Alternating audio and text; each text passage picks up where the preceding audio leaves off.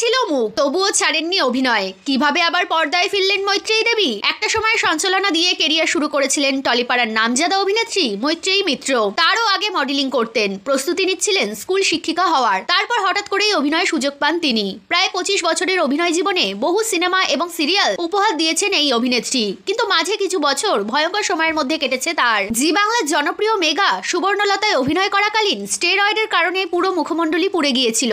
আচমকা এই ঘটনায় মাঝপথে সেই ধারাবাহিক ছাড়তে বাধ্য হন। তবে পুরোপুরি হাল ছাড়েননি। ওই অবস্থাতেই মেকআপ করে অগবধূ সুন্দরী ধারাবাহিকে অভিনয় করেছেন। সারা মুখ সেই সময় জ্বলতো। মেকআপ করার কিছুক্ষণের মধ্যেই পুরো মেকআপ ফেটে যেত, সারা মুখে ফোস্কা পড়ে গিয়েছিল। তবুও বারবার মেকআপ করে অভিনয় করতেন তিনি। তবে পরিচালক এবং টেকনিশিয়ানরা সব সময় তাকে সাহায্য করেছেন। এমন ভাবে লাইট সেট আপ করা হতো, ক্যামেরা এমন অ্যাঙ্গেলে ধরা হতো যে তার মুখের ক্ষত ক্যামেরায় ধরা পড়তো না। তবে কারোর ওপরই ক্ষোভ নেই তার, বরং 25 বছরের অভিনয় জীবনে যা কিছু পেয়েছেন তার জন্য টলিউডের কাছে কৃতজ্ঞ তিনি।